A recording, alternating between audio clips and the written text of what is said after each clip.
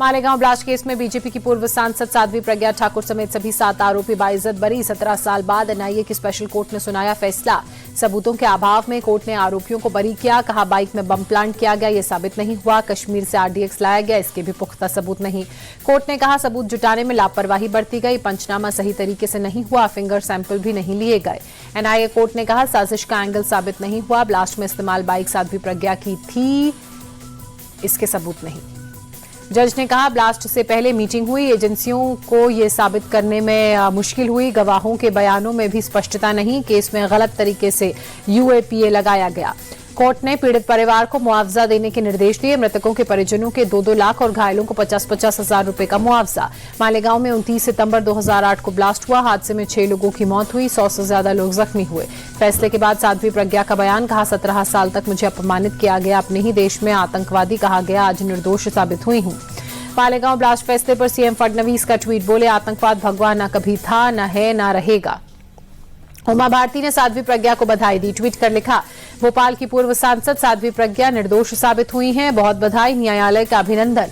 मालेगांव फैसले पर बीजेपी सांसद रवि किशन का बयान। बोले भगवा आतंकी कहने वालों को अब जवाब देना चाहिए, हिंदू आतंकवादी नहीं होता, आज ये साबित हुआ। मालेगांव ब्लास्ट फैसले पर ओवैसी का बयान। बोले फैसला निराशाजनक, जानबूझकर सही जांच नहीं की गई। 6 लोगों को किसने मारा था। मालेगांव ब्लास्ट फैसले पर अखिलेश यादव ने कहा इस घटना को अंजाम देने वालों को सजा मिलनी चाहिए। मालेगांव फैसले पर शिवसेना उद्धव गुट के सांसद अरविंद सावंत का बयान। बोलिए बरी हुए तो ब्लास्ट का गुनाहगार कौन, बम ब्लास्ट किसने किया, ये बड़ा सवाल। मालेगांव ब्लास्ट फैसले पर कांग्रेस सांसद इमरान प्रतापगढ़ी ने कहा यह फैसला है, न्याय नहीं, आतंकवाद का कोई धर्म नहीं होता।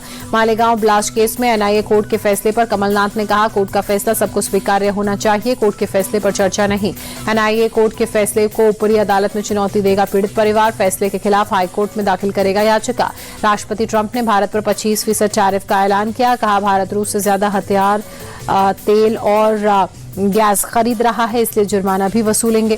टैरिफ लगाने के बाद ट्रंप का नया बयान। ट्वीट कर कहा फर्क नहीं पड़ता भारत रूस के साथ क्या करता है, हम भारत के साथ बहुत कम व्यापार करते हैं। अमेरिका ने भारत की 6 कंपनियों पर प्रतिबंध लगाया। ईरान से तेल खरीदने के चलते बैन।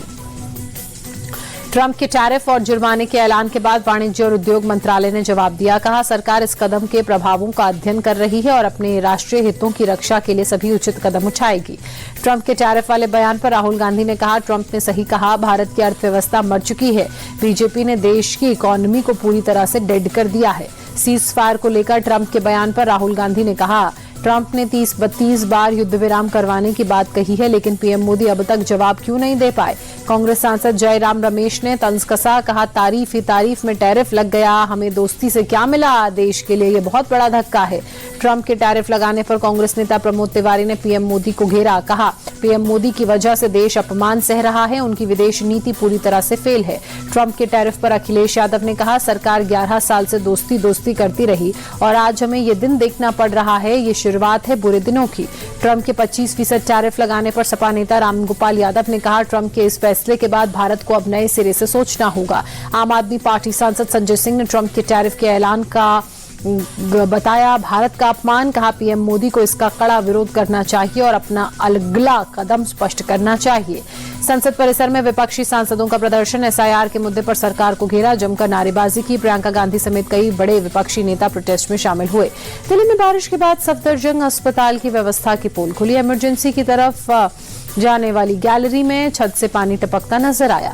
गाजियाबाद में भारी बारिश से कई इलाकों में जलभराव, सड़कों पर पानी भरने से लोगों की परेशानी बढ़ी।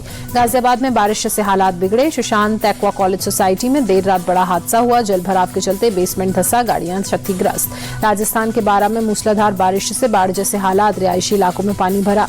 कलेक्टर और एमपी ने बाढ़ प्रभावित क्षेत्रों का दौरा किया। भारी बारिश से एनएच 27 पर लैंडस्लाइड, सड़क पर मलबा आया, हाईवे को वन वे किया। पहलगाम और भगवती नगर बेस कैंप से अमरनाथ यात्रा सस्पेंड, खराब मौसम के चलते प्रशासन ने रोका। दिल्ली होमगार्ड्स के महानिदेशक एसबीके सिंह को दिल्ली पुलिस कमिश्नर का अतिरिक्त प्रभार संजय अरोड़ा की जगह लेंगे। कानपुर में दबंगों का कहर, मामूली विवाद में युवक को जमकर पीटा, वीडियो सोशल मीडिया पर वायरल। बलिया में करंट की चपेट में आने से नाबालिग की मौत के बाद चक्का जाम, पुलिस ने भीड़ को खदेड़ने के लिए लाठीचार्ज का इस्तेमाल किया। महिलाओं ने भी पुलिस पर पथराव किया। मध्य प्रदेश में ड्रग माफिया मछली परिवार का अवैध साम्राज्य ध्वस्त हुआ। 100 करोड़ से ज्यादा की संपत्ति पर प्रशासन का बुलडोजर एक्शन, 6 जगह कार्रवाई। कारखाना, फार्म हाउस, वे हाउस सब जमींदोज। मछली परिवार ने सरकारी जमीन पर कर रखा था अवैध कब्जा। निगम ने कई बार किया था नोटिस जारी। हुंडई इंडिया कोटोर वीक 2025 के ग्रैंड फिनाले में फैशन डिजाइनर जे वलाया ने अपना कलेक्शन शोकेस किया। टाइमलेस रॉयल्टी की थीम पर शाही अंदाज में पारंपरिक भारतीय पहनावे की झलक नजर आई। जे वलाया के कलेक्शन में पारंपरिक डिजाइन में भारी कढ़ाई वाली साड़ियों, लहंगों के साथ जैकेट्स की जोड़ी तैयार की गई। दुल्हन के लिए खास छोटे घूंघट में लाल लहंगे किए गए शोकेस। वलाया के शो में सैफ अली खान के बेटे इब्राहिम अली खान, रवीना टंडन की बेटी राशा थडानी ने बतौर शो स्टॉपर शिरकत की। जे वलाया के साथ रैंप पर वॉक करते नजर आए।